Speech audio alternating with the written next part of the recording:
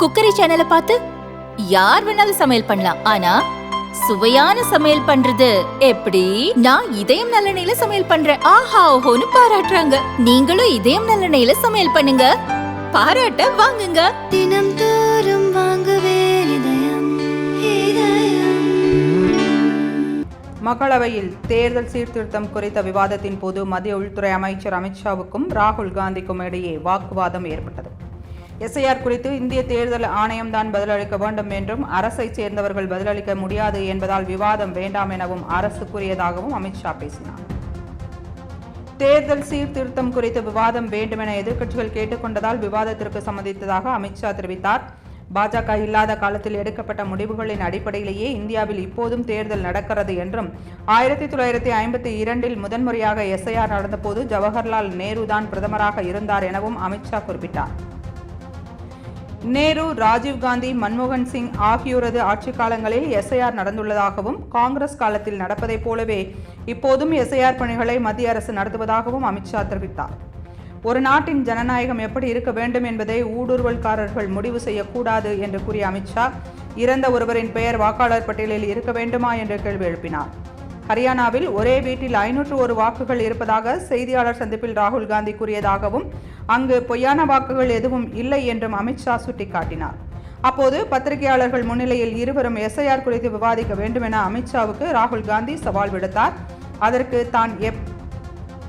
அதற்கு தான் என்ன பேச வேண்டும் என்பதை ராகுல் காந்தி எப்படி முடிவு செய்ய முடியும் என்று அமித்ஷா ஆவேசமாக கேள்வி எழுப்பினார்.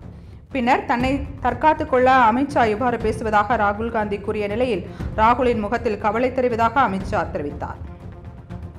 அண்மை செய்தியை பார்த்துக் கொண்டிருக்கிறோம். மக்களவையில் தேர்தல் சீர்திருத்தம் குறித்து விவாதத்தின் போது மத்திய உள்துறை அமைச்சர் அமித்ஷாவுக்கும் ராகுல் காந்திக்கும் இடையே வாக்குவாதம் ஏற்பட்டது. எஸ்ஐஆர் குறித்து இந்திய தேர்தல் ஆணையம்தான் பதிலளிக்க வேண்டும் என்றும் அரசை சேர்ந்தவர்கள் பதிலளிக்க முடியாது என்பதால் விவாதம் வேண்டாம் என அரசு கூறியதாகவும் அமித்ஷா பேசினார். தேர்தல் சீர்திருத்தம் குறித்து விவாதம் வேண்டும் என எதிர்க்கட்சிகள் கேட்டுக்கொண்டதால் விவாதத்திற்கு சம்மதித்ததாக அமித்ஷா தெரிவித்தார். பாஜக இல்லாத காலத்தில் எடுக்கப்பட்ட முடிவுகளின் அடிப்படையிலேயே இந்தியாவில் இப்போதும் தேர்தல் நடக்கிறது என்றும் 1952 முதன்முறையாக எஸ்ஐஆர் நடந்தபோது ஜவஹர்லால் நேரு தான் பிரதமராக இருந்தார் எனவும் அமித்ஷா குறிப்பிட்டார்.